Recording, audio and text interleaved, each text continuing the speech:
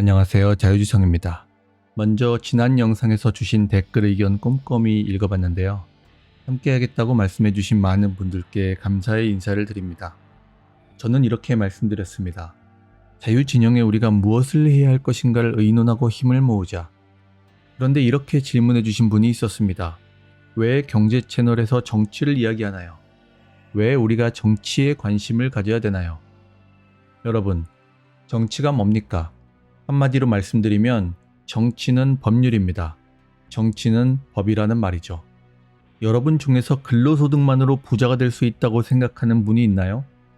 근로소득세 최고 세율이 45%죠. 4대 보험까지 감안하면 고연봉자는 절반 이상을 나라에서 가져가는 셈이에요. 여러분이 월급을 많이 받으면 반을 띄어가죠. 그래서 월급으로 부자가 되는 것은 거의 불가능합니다. 월급으로 종잣돈을 모아 부동산 투자나 주식 투자를 하거나 사업을 해서 부를 이루는 경우가 대부분이라는 말입니다. 그런데 여러분이 부동산 투자를 한다고 합시다. 부동산 투자에 취득세, 보유세, 양도세 등 각종 세금 폭탄을 때리며 적폐 취급을 했던 것이 문재인 정부죠. 그래서 윤석열 정부로 교체되며 부동산 관련 세금들을 상당 부분 감경한다고 공약을 했습니다. 그런데 세금을 감경하려면 어떻게 해야 되죠? 법을 바꿔야 됩니다. 그리고 법은 국회에서 만들죠. 여러분이 총선에서 뽑은 국회의원들이 대법을 통해 세금을 결정한다는 겁니다. 그런데 이번에 윤석열 대통령이 속한 국민의힘이 참패를 했고 국민들 다수는 민주당을 선택했죠. 윤석열 정부는 세금을 줄이겠다는 입장이고 민주당은 세금을 늘리겠다는 입장입니다. 여러분이 관심 없다는 정치, 그 정치를 하는 국회의원들이 법으로 세금을 결정해 여러분의 주머니에서 돈을 뜯어간다는 겁니다. 그런데 어떻게 정치가 여러분의 삶과 관계가 없습니까? 여러분의 돈과 관계되는 것이 바로 정치입니다. 그럼 부동산 투자를 안 하고 주식 투자를 하면 된다고 얘기하시는 분들이 있을 겁니다. 민주당이 주식 투자로 수익이 났을 때 물리겠다고 말한 세금이 뭔가요? 바로 금융투자소득세입니다. 내년부터 시행될 예정이죠. 쉽게 말해 주식으로 수익을 거둔 소득에 대해 25%의 세금을 물리는 게 금융투자소득세, 줄여서 금투세죠. 윤석열 정부는 금투세를 폐지하겠다고 공약했습니다. 하지만 민주당은 자신들이 추진한 금투세 폐지에 반대했죠. 그런데 주식 투자로 부를 이루고 싶은 여러분이 총선에서 민주당을 선택한 겁니다. 민주당은 여러분이 투자로 부를 이루지 못하도록 법을 통해 막고 있는데 말입니다. 세금은 법률로 정해 부과하도록 하고 있습니다. 바로 조세 법률주의죠. 국가가 여러분의 주머니를 털어가는 세금은 법률로 정해지고 법률을 만들고 개정하는 것은 국회의원들이 하는 일입니다. 그리고 우리는 국회의원들을 정치인이라고 부르죠. 법률을 만드는 것이 바로 정치인 겁니다. 법률은 여러분 모두를 강제하죠. 따라서 정치가 여러분을 강제하는 겁니다. 나라에서 세금을 부과해 여러분의 주머니를 털어가는 것도 법률이 하는 일입니다. 여러분의 돈이 달려있는 문제라는 거죠. 그래서 국회의원을 뽑는 총선이 중요하고 국회의원들이 하는 정치에 관심을 기울이는 게 중요한 겁니다. 여러분이 부를 이루는 문제와 밀접하게 관계되어 있다는 말입니다. 이번 총선에서 아쉬운 점은 부동산 투자와 주식 투자에 부과되는 과중한 세금 문제 같은 정책 이슈가 전혀 다뤄지지 못했다는 겁니다. 그래서 대부분의 사람들이 이 세금들을 폐지하겠다는 윤석열 정부의 공약도 모른 채 투표를 했다는 거죠. 민주당의 공약이었던 전 국민 25만 원 지원금 정도가 기억에 남는 공약입니다. 여러분의 주머니에서 세금을 뜯어 전 국민 25만 원 지원금을 주자고 공약한 것이죠. 여러분, 돈을 준다니 찬성하십니까? 쉽게 예를 들어보죠. 여러분의 자녀가 열심히 공부해서 100점을 받았습니다. 그리고 공부를 안 한 다른 아이는 50점을 받았죠. 그럼 여러분 아이의 100점에서 25점을 뜯어내 50점 맞은 아이에게 주는 건 어떻습니까? 찬성하십니까? 그러면 여러분의 자녀도 75점, 50점 맞은 아이도 여러분에게 뜯어낸 25점을 받아 75점이 되니 둘 다 75점으로 평등사회가 되는 것입니다. 얼마나 좋습니까? 이것이 바로 민주당이 말하는 평등이죠. 이게 청년 여러분이 진정 원하는 세상입니까? 그럼 어느 누가 열심히 노력해서 일합니까? 여러분이 열심히 일하면 근로소득세로 뜯어가고 여러분이 열심히 투자하면 부동산 세금으로 뜯어가고 주식 세금으로도 뜯어가죠. 부자가 될 수 있는 사다리가 계속 차단되는 겁니다. 이렇다면 도대체 여러분이 어떤 사다리를 타고 부를 이룰 수 있겠습니까? 그래서 열심히 노력하는 여러분의 부를 빼앗아 평등사회를 만드는 것보다 국가가 세금과 같은 규제나 통제로 관여하지 않도록 하는 자유가 중요한 겁니다. 자유가 여러분을 부자로 만드는 것입니다. 자유시장에서 여러분의 능력을 인정받으면 연봉이 높아져 근로를 통해 부자가 될 수 있겠죠. 이를 위해서는 근로소득세를 과중하게 부과해서는 안 되는 것입니다. 정치인들이 법을 바꿔야 되는 문제죠. 투자 역시 마찬가지입니다. 여러분이 월급을 받아 종잣돈을 모아 투자할 때 최소한의 세금을 부과해야 되는 것입니다. 그래야 투자가 촉진되고 자산시장으로 돈이 모여 여러분이 부를 이룰 수 있는 것입니다. 여러분이 사업을 해서 돈을 벌 때도 세금을 최소화해야 합니다. 그래야 여러분이 사업으로 부를 이룰 수 있지 않겠습니까? 감세를 하면 나라의 수입이 줄어든다는 분들이 있습니다. 왜 국가가 여러분의 돈을 빼앗아 부유해지고 여러분이 가난해져야 됩니까? 물론 여러분의 질문에도 불구하고 역사는 감세를 할 때 정부의 재정 수입이 줄어든다는 것이 거짓임을 말하고 있습니다. 미국인들이 가장 존경하는 대통령 로널드 레이건은 3단계 감세 정책으로 소득세 최고세율을 70%에서 50%로 내리고 더 나아가 28%까지 대폭 내립니다. 법인세율 역시 낮췄죠. 어떤 일이 일어났을까요? 개인들은 세금이 대폭 줄어드니 수입이 늘어났습니다. 저축도 늘어났고 소비도 늘어났습니다. 소비가 증가하면 생산이 늘어나야 되겠죠. 은행으로의 저축이 늘어나니 기업으로 활발하게 대출이 이루어졌고 기업의 법인세가 줄어드니 기업은 생산과 투자를 대폭 확대했습니다. 경제가 활성화되며 국민들의 부가 늘어나니 대율이 낮아져도 오히려 연방정부의 수입은 취임 때보다 19%가 늘어났습니다. 이처럼 세금이 높아진다고 조세 수입이 극대화되는 것이 아닙니다. 세금을 낮춰 적정세율에 도달할 때 경제가 활성화되며 세금 수입도 극대화되죠. 레이건에게 이를 조언한 경제학자 아서 래퍼의 이름을 따 이를 래퍼 곡선이라고 합니다. 그리고 레이건의 감세 정책 이후 미국은 20년간의 대안정기와 골디락스 시대를 맞이하게 됩니다. 국민들은 부유해졌고 미국은 확고한 세계의 패권국이 되며 공산주의를 무너뜨렸죠. 그래서 저는 여러분께 말씀드립니다. 평등을 외치기에 앞서 국가의 규제와 세금으로부터의 자유를 주장해야 한다. 자유보다 평등이 우선하면 실패한다. 이 말은 세계 최고 부자인 일론 머스크가 인용한 말입니다. 부자가 되려면 부자의 생각을 따라야 하죠.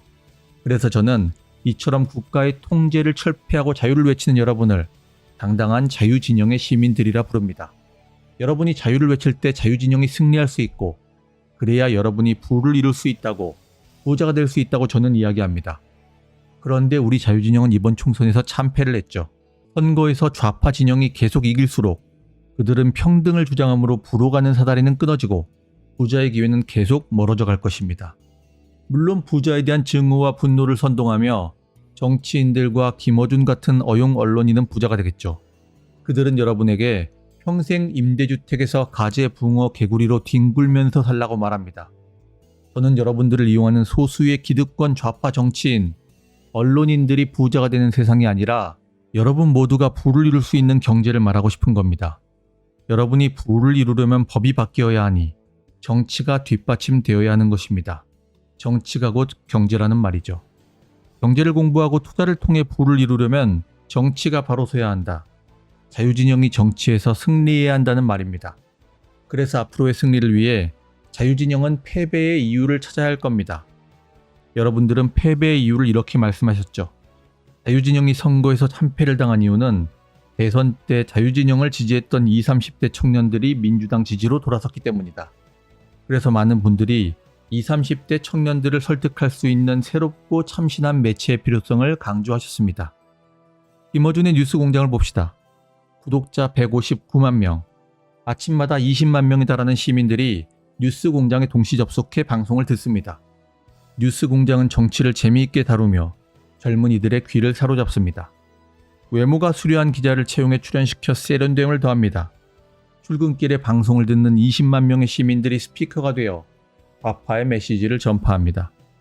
2020년 가장 신뢰하는 언론인이 누구인지를 묻는 여론조사에 따르면 1위가 손석희, 2위가 김어준, 3위가 유시민으로 꼽혔습니다. 가장 신뢰하는 프로그램 1위는 김어준의 뉴스공장입니다. 자유진영의 인물은 순위권에 전혀 없습니다. 그래서 제 방송에서도 여러분이 이렇게 말씀하셨습니다. 우리에게도 뉴스공장 같은 언론이나 방송이 필요하다. 젊은 사람들을 설득할 수 있는 세련된 스피커가 필요하다. 지금 자유진영은 60, 70대에 지나치게 편중되어 젊은 층을 전혀 포섭하지 못하고 있다. 우리에게도 젊은이들이 중심이 된 우파 커뮤니티가 필요하다. 정치권에서는 어떻게 보고 있을까요? 얼마 전 국민의힘 윤상현 의원이 주최한 토론회, 총선 참패와 보수 재건의 세미나 중 박상병 정치평론가의 발언을 듣고 계속 이어나가겠습니다. 이게 보수, 저는 들어도 지겹습니다. 보수라고 자처하는 인사들에 나오는 발언들, 보수 방송, 유튜버, 전문가들 지겹습니다. 어쩌면 그렇게 60년대, 70년대 레포트가 똑같이 반복되고 있습니다. 보수의 새로운 아젠다를 만들어내지 못해요. 보수를 자처하는 사람들의 말에 귀를 기울일 가치가 없어요. 그 보수 죽었습니다, 이제. 그렇다고 보수를 부를 수는 없으니까 어떡합니까, 그러면? 중도 확장성 있는 인물을 뽑아야 됩니다. 그 속에서 처절한 반성을 해야 됩니다. 보수를 새롭게 재건해야 됩니다. 개념부터, 구조부터, 가치와 정책까지도 다시 만들어야 됩니다. 사실상 당을 해체 수준으로 재창당해야 됩니다. 그러지 않으면 우리 젊은 세대들도 국민의힘을 냉소합니다. 어떻습니까? 보수 유튜버, 전문가들, 방송들 지겹다고 말하죠. 60대, 70대가 듣는 내용을 반복하고 있다고 말합니다. 친미, 반공 중심에서 벗어나야 한다고 말하며 보수의 가치를 찾아야 한다고 강조합니다. 여러분이 말씀하신 것과 맥락이 일치하는군요. 젊은 층의 설득력이 있어야 하고 풍도로 확장해야 한다. 하지만 젊은 층의 인기가 많은 뉴스공장 같은 방송을 만드는 것은 쉽지 않습니다. 3명의 PD, 5명의 방송작가, 3명의 방송 스텝을 포함해 무려 18명의 직원이 뉴스공장을 만듭니다. 수많은 좌파 지지자들의 정기후원으로 뉴스공장이 만들어지고 운영되죠. 겸손 멤버십이라는 독립적인 후원 시스템이 뉴스공장을 만드는 가장 강력한 무기입니다. 김어준 혼자 뉴스공장을 만들 수 없습니다. 평균 연봉 4천만 원을 받는 18명의 직원이 김어준의 손과 발이 되어 뉴스공장이 만들어지는 것입니다. 18명이 평균 연봉 4천만 원을 받기 위해서는 인건비로만 월 6천만 원 이상의 후원이 들어와야 합니다. 연간 8억 원 이상의 독립적인 정기 후원이 있기에 뉴스공장 스태프들이 일할 수 있는 겁니다. 뉴스공장을 만드는 것은 좌파를 지지하고 후원하는 시민들의 힘이라고 할 수 있죠. 김어준은 뉴스공장에 안주하지 않았습니다. 2022년 대선에서 좌파가 패배한 후 김어준은 뉴스공장을 넘어 여론조사 기관을 만들어야겠다는 결심을 말합니다. 안녕하세요. 김어준입니다. 지난 대선 다음 날 아침 저는 2가지를 결심했습니다. 하나는 더 나은 사람이 돼야겠다. 이제 세상이 미친 듯이 뒤로 퇴보할 테니까 나라도 더 나은 사람이 되어서 세상의 균형의 일부라도 만들어야 되겠다. 그리고 여론조사 기관을 만들어야겠다. 다시는 여론조사 가스라이팅에 당하지 않도록 꽃을 만들어야겠다. 이제 나머지는 여러분들이 만들어주세요. 아직 시간이 남았습니다. 김어준의 호소에 좌파를 지지하는 수많은 사람들이 후원금을 내며 화답했죠. 그 후원금으로 만들어진 것이 여론조사 꽃입니다. 현대 여론조사 기관은 민의를 반영하는 것이 아닙니다. 오히려 설문조사 문항을 통해 원하는 답을 이끌어내죠. 그렇게 만들어진 통계로 여론을 선도합니다. 여론을 반영하는 것이 아니라 여론을 조성하고 유도하는 것입니다. 김어준은 그걸 깨달은 거죠. 그래서 여론조사 기관을 만들겠다고 한 겁니다. 여론은 언론 매체와 방송을 통해 형성되고 여론조사 기관에 의해 선도되며 만들어지기도 하는 것입니다. 중요한 것은 김어준이 현재에 머무르며 안주하지 않았다는 거죠. 우리 모두가 배워야 할 점이라고 생각합니다. 저는 경제 채널을 운영하고 있습니다. 최근에는 경제사를 강의하고 있었는데요.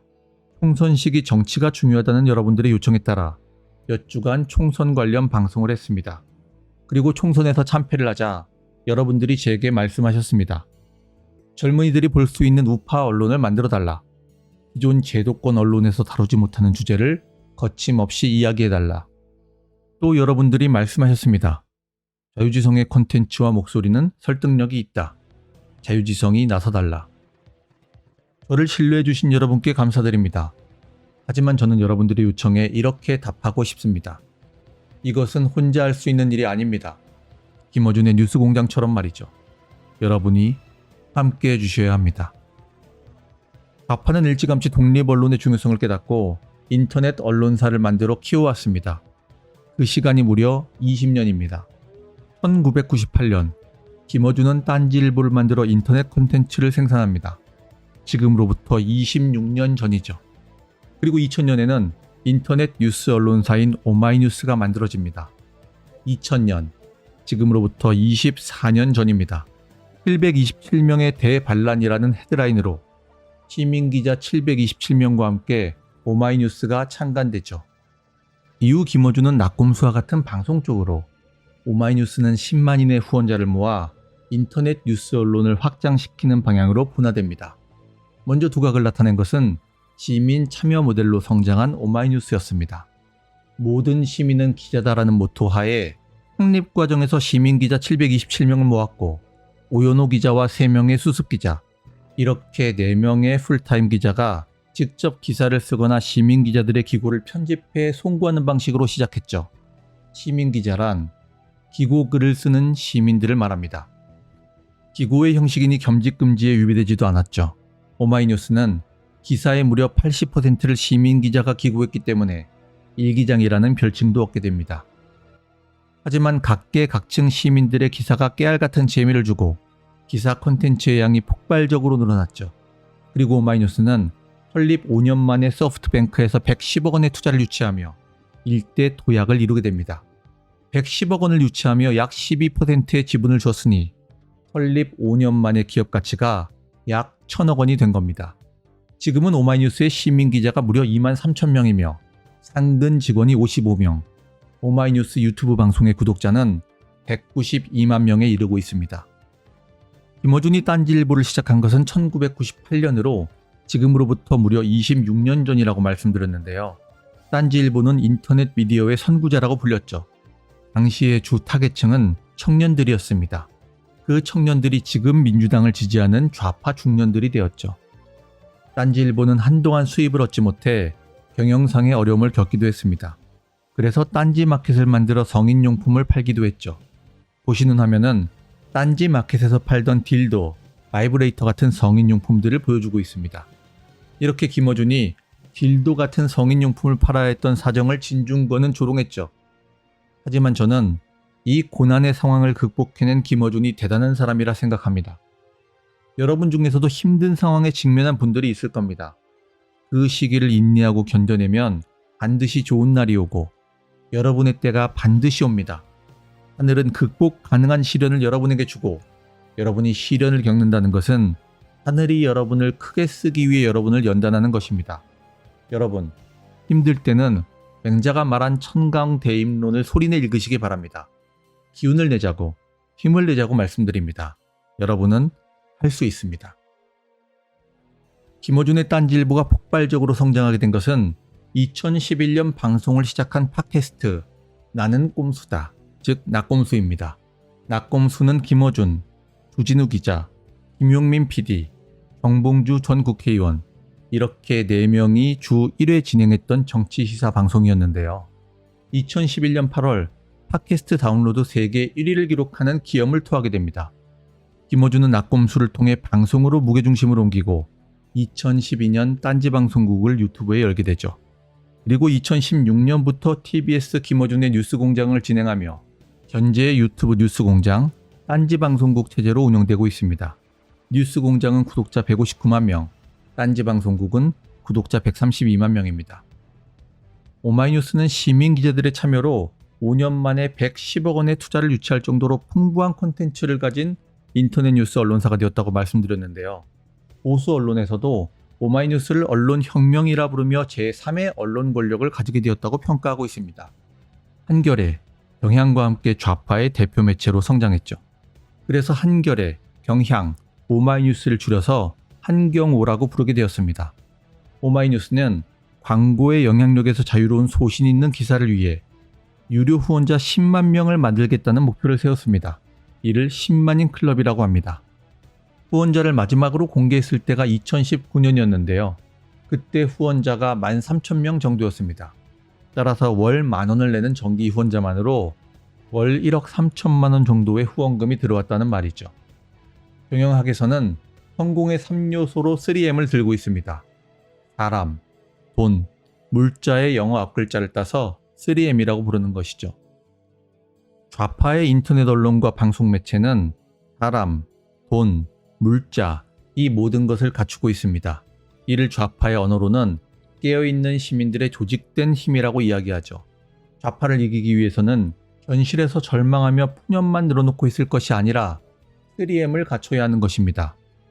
사람과 돈, 이거는 이해하겠어요. 그럼 물자는 무엇을 의미하는 걸까요? 좌파 조직에서는 3M의 물자 중 가장 중요한 것이 공간이라고 말합니다.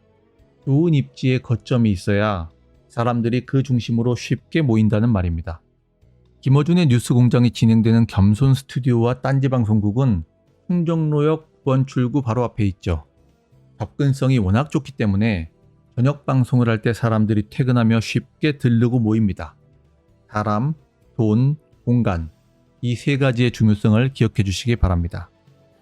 여러분은 제게 말씀하셨습니다. 젊은이들이 들을 수 있는 방송, 자유의 가치를 배울 수 있고 경제를 공부할 수 있는 커뮤니티, 자산시장의 지식을 얻으며 보수의 가치를 소중하게 생각할 수 있는 언론을 만들어달라고 말입니다. 기존의 우파 유튜브 방송이나 매체는 젊은이들의 눈높이를 맞추지 못하고 있다고 말씀하셨습니다. 그래서 자유지성이 젊은 세대와 함께 언론을 만들어달라고 요청하셨습니다. 뿐만 아니라 기성 제도권 언론에서 말하지 않고 다루지 않는 불편한 진실에도 침묵하지 않고 목소리를 낼 수 있는 언론을 말씀하셨습니다. 여러분이 함께하면 됩니다. 여러분이 참여해서 직접 기자가 되어 기사를 쓰고 여러분의 목소리를 낼 수 있는 시민 참여형 독립 언론사를 만들면 됩니다. 지금은 전 국민에게 돈을 나눠준다는 기본소득이 이재명의 상징처럼 되었지만 기본소득 운동은 그 전부터 오마이뉴스를 통해 다뤄져왔죠. 기성 제도권 언론이 다루지 않은 기본소득을 그 기본소득을 주장하는 이들이 기자가 되어 글을 쓰고 활발하게 전파해 온 것입니다. 그리고 이재명이 언론을 통해 기본소득 운동을 알게 된 후 본인의 핵심 정책으로 삼아 성남시장을 할 때 추진했죠. 청년 기본소득이라는 이름으로 말입니다. 그래서 영향력 있는 언론은 이처럼 중요한 것입니다. 언론은 국민들의 생각을 변화시키고 정치인을 움직인다는 말입니다. 독립 언론을 만들어 언론의 힘이 강해지게 되면 여러분이 기사를 통해 알려나간 정책들이 정치를 통해 실현될 수 있게 된다는 말이죠.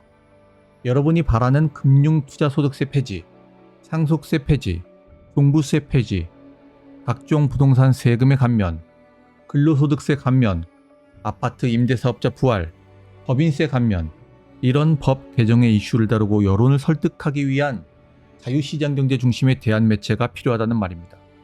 국민의힘이 총선에서 패배했으므로 그 필요성은 더욱 커졌다고 할 수 있습니다. 언론은 선거의 결과를 좌지우지하는 파괴력을 가지기도 합니다. 지난 대선 때 좌파 언론 뉴스타파는 녹음 인터뷰를 조작해 윤석열 후보가 대장동의 몸통이라는 유언비어를 만들어 전파합니다. 그리고 취재원이 전달해준 것을 방송해 언론의 책임을 다했을 뿐이라며 뻔뻔한 거짓말을 언론의 탈로 포장했죠. 다행히도 윤석열 대통령이 선거에서 승리해 좌파의 증거 조작 시도는 실패했습니다. 하지만 좌파가 독립 언론을 어떻게 이용하고 있는지를 단적으로 보여준 사건이었습니다.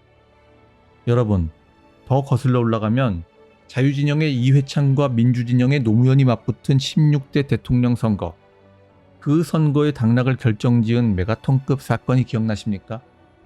이회창 후보 아들의 병역비리 의혹 사건이죠. 병역 면제가 비리라는 의혹을 제기한 김대엽 씨는 좌파 독립언론 오마이뉴스를 통해 제보를 기사화합니다. 병역비리를 은폐하고 병적 기록을 파기했다는 녹음 테이프가 있다. 이런 김대엽의 주장이 오마이뉴스에 보도되었죠. 이후 재판에서 이 녹음 테이프는 위조로 판명되었습니다. 그리고 김대엽은 병역 비리를 조작한 혐의로 징역형을 선고받고 수감되었으며 오마이뉴스에는 1억 원의 배상 판결이 확정되었죠. 그럼에도 이미 대선에서 이회창 후보는 치명타를 입어 노무현에게 패배하게 됩니다. 김대엽 병풍 조작 사건은 좌파 독립언론 오마이뉴스가 대선 결과까지 영향을 미칠 수 있다는 것을 보여준 사건이었습니다. 이처럼 인터넷 독립언론은 제도권 언론과 달리 소신 있는 보도를 할 수 있죠. 그래서 정치에 엄청난 영향을 미치기도 한다는 것을 우리는 역사를 통해 확인했습니다. 언론의 힘과 영향력이 강해지면 여러분이 바라는 법과 정책도 언론을 통해 기사화하며 여론을 이끌어 나갈 수 있다는 말입니다. 그리고 여론에 민감한 정치인들은 그 정책을 받아들일 수 있게 되겠죠. 마치 이재명의 기본소득처럼 말입니다. 저는 우리를 억누르는 규제와 통제, 세금이 철폐되고 자유를 원하는 국민들의 목소리를 언론으로 담을 수 있기를 바랍니다. 부와 번영을 향해 나아가는 여러분을 존경하고 자랑스럽게 여기는 목소리를 내는 언론을 바랍니다. 자유시장 경제를 소신있고 당당하게 거침없이 외칠 수 있는 언론을 원합니다. 언론을 통해 대한민국이 더 자유로운 나라가 되고 시장 경제가 꽃피는 나라로 설 수 있기를 희망합니다. 여러분, 그런 언론을 우리가 한번 만들어 보면 어떻습니까? 언제까지 불평, 불만에 가득 차 하수연만 하고 있을 겁니까? 우리가 바라는 세상을 만들어 나가야 되지 않겠습니까?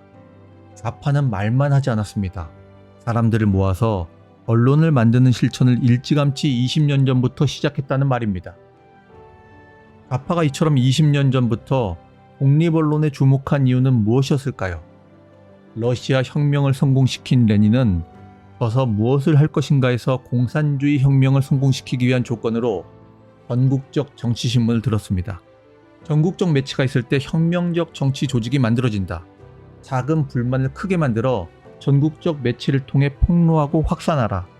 이를 통해 집단을 선동하고 정치적 행동을 조직하라. 그래서 레닌이 만든 전국적 정치신문이 이스크라라는 신문입니다. 레닌은 언론 사업을 통해 조직을 만들어 당을 창건하고 혁명을 성공시켜 정권을 잡는 데까지 이르게 되죠. 언론은 사람들의 생각을 바꿉니다. 마치 제 방송을 듣고 여러분의 생각이 바뀌었다는 것처럼 말입니다. 그래서 저는 자유진영의 과제, 무엇을 할 것인가에 대한 답변으로 독립적인 언론, 인터넷 뉴스 언론사를 만들자는 제안을 드리고 싶습니다. 좌파에는 시민 참여형 독립언론 오마이뉴스가 있죠. 프레시안도 있습니다. 하지만 우파에는 시민 참여형 언론으로 무엇이 있나요? 자유진영의 시민들이 참여해 전국 각지, 각계각층의 소식을 전하는 매체가 있나요? 생각나는 매체가 없죠. 우파 언론사인 펜앤마이크나 뉴데일리는 시민 참여형 언론이 아니니까요. 그래서 저는 여러분께 제안드립니다. 자유진영의 여러분이 시민기자로 참여할 수 있는 인터넷 언론으로부터 시작하자. 그리고 젊은 인재를 결집해 힘을 모아 대중적인 방송 미디어로 확장시켜 나가자. 좌파 언론 오마이뉴스는 727명과 함께 창간 5년 만에 110억 원이라는 투자를 유치했습니다. 자유진영이라고 못할 것이 없다는 자신감을 가져야 됩니다. 안 된다고 생각하지 말고, 해도 소용없다고 생각하지 말고, 방법이 없다고 무기력하게 좌절하지 말고, 설사 실패하더라도 도전하고 시작해보자고 제안드립니다. 자유진영에서 시민 참여형의 독립언론을 만드는 것은 아무도 시작해보지 않은 길이기 때문입니다. 그래서 저는 가장 먼저 제 뜻에 동참하는 여러분들, 즉 인터넷 뉴스 언론사를 함께 만들고자 하는 여러분을 커뮤니티로 모으고자 합니다. 네이버 카페가 아니라 실시간으로 소통하고 대화할 수 있는 밴드로 모일 것을 제안합니다. 구체적인 수치도 제시하겠습니다. 오마이뉴스가 727명의 시민기자를 모아 시작했다고 했죠. 우리 자유진영이 만드는 인터넷 언론사는 1000명의 동료 시민들을 모아 시작할 수 있기를 희망합니다. 1000명이 모여 참여하는 언론사를 세워서 운영하는 시스템을 만들어 봅시다. 이는 자유진영 역사상, 아니 대한민국 독립 언론의 역사상 최초의 일이 될 것입니다. 저는 여러분과 함께 지금까지 없었던 위대한 길을 개척해보자고 제안드리는 것입니다. 힘을 모읍시다. 우리가 모여봅시다. 뭉칩시다. 여러분이 함께 해주신다면 젊은 자유진영의 인재들을 모아보겠습니다. 우리 자유지성 채널에도 20, 30대 젊은 친구들이 정말 많습니다. 20, 30대 자유진영의 청년들이 이 나라를 이끌어갈 수 있도록 우리가 힘을 보탭시다. 이번 선거에서 뉴스공장 출신의 기자가 정치권으로 진출한 걸 보셨을 겁니다. 언론사를 만들고 중심이 되는 젊은이들이 올바른 정치를 펼쳐 자유시장 경제를 확산시킬 수 있도록 도웁시다. 제게 정치를 하려는 것이 아니냐는 질문을 하시는 분들이 있을 거예요. 저는 모습을 드러내고 싶은 생각이 전혀 없습니다. 그래서 저는 정치를 할 생각도 전혀 없습니다.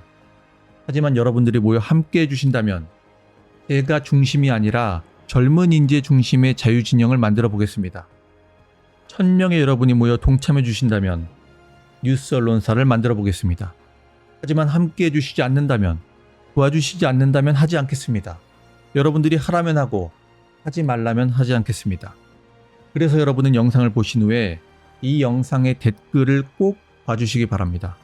가장 먼저 나오는 고정 댓글에 우리가 모일 수 있는 밴드 주소를 달아놓겠습니다. 제일 처음 댓글에 밴드 주소가 올라와 있을 거라는 말이죠. 그 밴드 주소를 클릭해 밴드에 가입해 주시기 바랍니다. 밴드의 이름은 자유지성 미디어입니다. 같은 뜻을 가진 우리가 모이는 것으로부터 시작합시다. 혼자서는 미약할 수 있습니다. 하지만 우리가 모이면 그 힘이 커집니다. 총선 결과에 좌절하지 말고 언론사를 세워 우리의 목소리를 내봅시다. 우리는 할 수 있을 겁니다. 저는 지난 영상의 댓글에서 외롭다는 분들이 많았다는 말이 굉장히 인상적이었어요. 특히 젊은 자유진영의 인재들은 주변이 모두 민주당 좌파를 지지하므로 말을 꺼내기도 쉽지 않다는 것입니다. 그러므로 밴드의 채팅방을 열어놓겠습니다. 일단 밴드 채팅방으로 모여서 답답했던 것을 자유롭게 나누는 것으로 시작했으면 합니다. 샤이우파로 숨지 맙시다. 같은 자유진영의 신념을 가진 이들이 함께 모여 이야기를 마음껏 해봅시다. 자유의 가치를 지켜나가는 것은 외롭고 고독할 거예요. 하지만 자유의 가치를 지켜나가는 것이 숭고한 일이라고 생각합니다.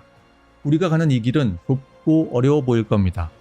하지만 세상에서 역사를 이뤄내고 거대한 성취를 이뤄낸 위인들은 쉬운 길을 걷지 않았습니다. 험하고 좁은 길을 걸어 마침내 승리했습니다.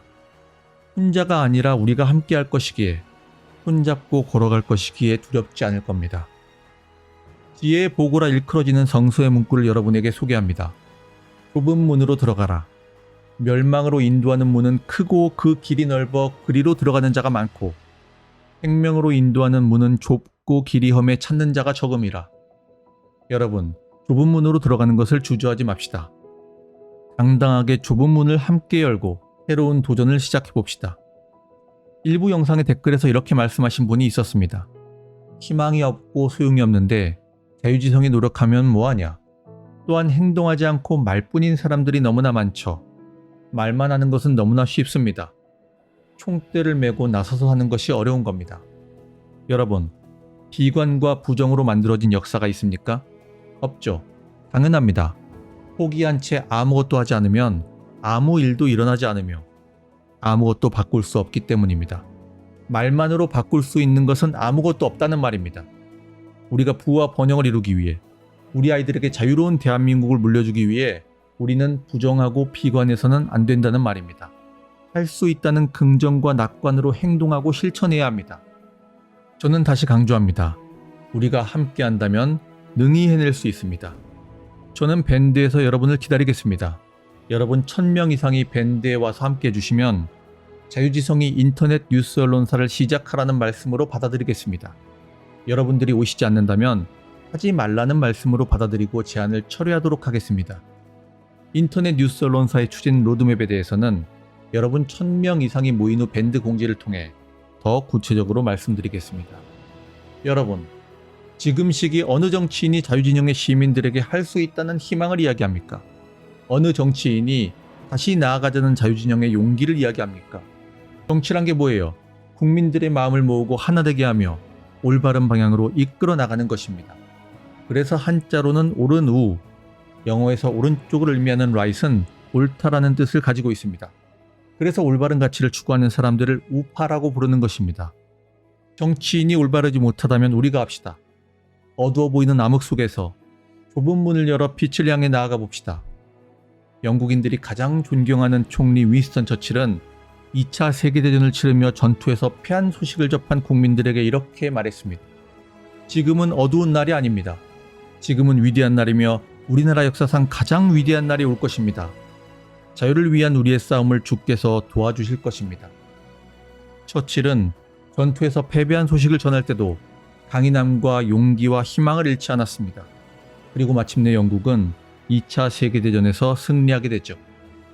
윈스턴 처칠은 또 이렇게 말합니다. 절대로 포기하지 마라. 절대로. 상대가 아무리 압도적으로 우세한 힘을 가졌더라도 절대로 포기하지 마라. 윈스턴 처칠이 바로 여러분께 전하는 말입니다. 제가 휴방을 했을 때 1000명이 넘는 여러분이 저를 다시 불러주셨습니다. 그리고 저는 다시 방송을 시작했습니다. 이제 제가 유튜브를 시작한 후 처음으로 여러분을 부릅니다. 1000명의 여러분이 저를 불러주신 것처럼 저도 1000명의 여러분을 부릅니다. 여러분, 밴드에서 여러분을 기다리겠습니다. 함께 합시다. 해봅시다. 우리는 할 수 있습니다. 오늘도 긴 시간 영상을 들어주신 여러분께 깊은 감사의 말씀을 드립니다. 고맙습니다.